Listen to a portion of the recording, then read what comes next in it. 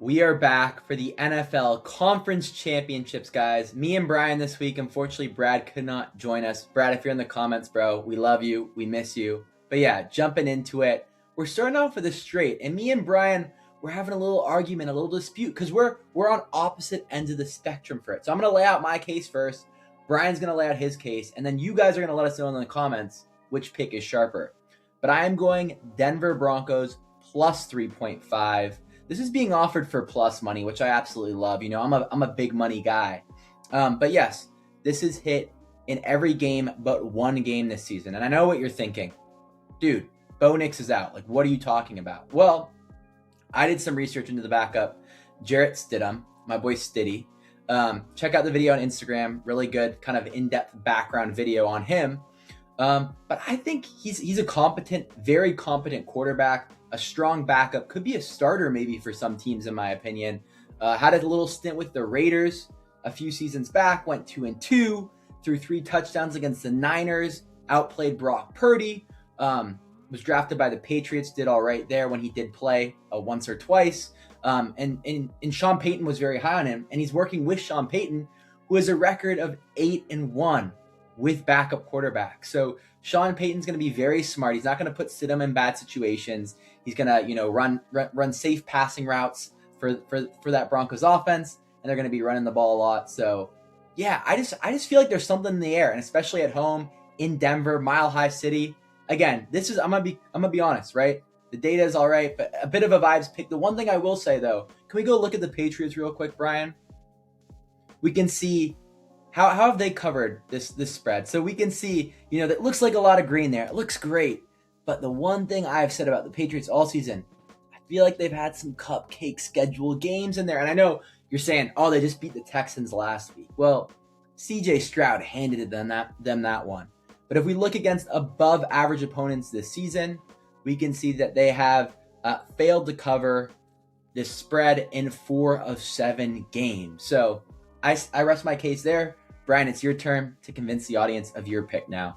Aiden, not going to lie, I think you do make some good points on Broncos plus 3.5. However, I would agree with you. That's a vibes pick. I mean, we're talking about a backup quarterback here, only a handful of starts, starting in the AFC Championship game against a really solid Patriots defense here. I mean, even starting quarterbacks, even great quarterbacks, can't get it done against the Patriots. To be honest, the heart wants Jarrett Stidham to do well and the Broncos to take this one. That would be a great story, but honestly, the brain is saying otherwise. I think New England's covering this minus 3.5 spread fairly easily. I mean, great offense behind Drake May and an outstanding defense, top 5 in most categories, again, against a backup quarterback. And the loss of J.K. Dobbins, who's running back 1 for the Broncos. It's just too much to come back from for the Broncos. I think Patriots cover this minus 3.5 spread. Moving into our parlays now, I'm kicking it off with Tyler Higbee, 15-plus receiving yards. He has hit in the last 3 games. And consistently throughout the season, though he did obviously have an injury, was out for a while. But if we take a look at the head-to-head, he did hit in the one game he played against Seattle. And then if we scroll down, Seattle allowed lots of passing yards to tight ends. Now, Higbee isn't the clear tight end 1. They split up the target share amongst 2 or 3 other tight ends as well.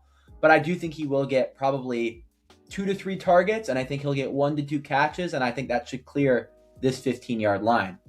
Moving over to our second pick now. This is Mr. Consistent, Mr. Reliable, the guy I go to pretty much every week, Kyren Williams. And I have him for 56-plus rush yards. And everyone's going to say, oh, the Seattle defense, rush defense is so strong. What are you doing? Oh. You know what I say to that? I say hit the head-to-head. I say take a look and see what Kyron's done to them this season. And he's cashed in both games comfortably, 70, 91. If we take a look in the season, I believe it's hitting 84% of games. Yeah, I do my research. I know my statistics. And finally, if we scroll down, take a look at like recent rushers, obviously McCaffrey didn't have the best games. But if we look at other rushers, we saw before that, I think it was 4 in a row it hit, another 2 miss, another 3 before that cash. So there's plenty of running backs going over this line. So I think this is very realistic for a man that's already hit it twice this season. And then finally, I'm going to wrap it up with my man, Jackson Smith and Jigba. Best wide receiver, I think, in the NFL this season. Maybe you could argue Puka Nacua on the other side of the ball, but man, I am a JSN guy. So I have him for 7+ receptions. Favorable matchup, actually. The Rams allow a decent number of yards to wide receivers, which is very encouraging. And then, we see a good amount of green there. What I also like to see is, again, the head-to-head. Hitting 67% of games this season, head-to-head, he's cashed with 9 and 8 receptions. So comfortably in both games. Big game. They're going to be throwing the ball to him. And then finally, if you scroll down, take it again. What are other top receivers doing? We're seeing, a decent number of receivers reaching or even exceeding this line. So again, when we're talking about, in my opinion, the top receiver in the league this season, it makes sense that I think he'll then cash. So yeah, guys, I'm going to surprise you with this one though. 3 legs, I'm usually a plus 150 guy, plus 175 guy. No, this week we don't have much NFL left. I am going all in, plus 500 range, baby. That's what I'm talking about. So yeah, super hyped for this one. And we're going risky this week, but I wouldn't have it any other way with just 3 NFL games left in the season. I mean, you always got death, taxes, and Aiden taking Kyren Williams prop. Who is surprised? I don't think anybody. So I think it's a good lay, though. Plus 500 is the first value we've seen from this dude in a while. So my first leg is going to be the Seattle Seahawks for 20-plus team points. So against a Rams defense up here that, isn't particularly great or bad, just kind of middle of the pack for yards, pass yards, and scoring for that matter.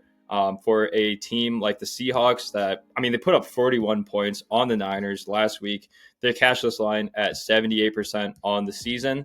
And then if I go over to the Rams page here and look at points allowed, we'll see that 4 out of those last 5 games, they've allowed more than 20 points. And this one was in pretty harsh, cold weather in Chicago. So I think that cashes pretty easily for my first leg.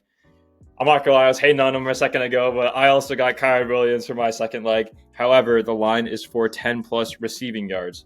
As Aiden had kind of alluded to, Seattle does have that strong rush defense. However, against running backs for receiving yards, we see that they rank 27th. So a great hidden matchup there for Kyren Williams. As we see here, he's catched 7 games in a row, this 10-yard receiving line. And if I look at his targets on the season, he's right around 3 targets per game and 2 receptions. So off 2 receptions, he easily gets 10 yards. And then looking down at the recent stat lines as well, we see that a few of these running backs, Christian McCaffrey, Kyren Williams himself actually, and then Jonathan Taylor, all cashing this 10-plus receiving yard line. This one's also kind of an homage to my buddy Brad, who could not make it today. He loves taking those receiving yards for running backs. So shout out to Brad. Miss you here today, my man. But anyways, on to the third pick. Drake May for 200-plus pass yards. I think people are sleeping on him a little bit due to the game he had last week. That's why this 200-yard pass line is relatively low, in my opinion, in the odds. But obviously, beginning of the season, tore it up. He cashed this line at 84%. A filter I want to take a look at for Drake May here is away games. So he's playing on the road in Denver, and we see that he's actually cashed this line in 100% of away games this year.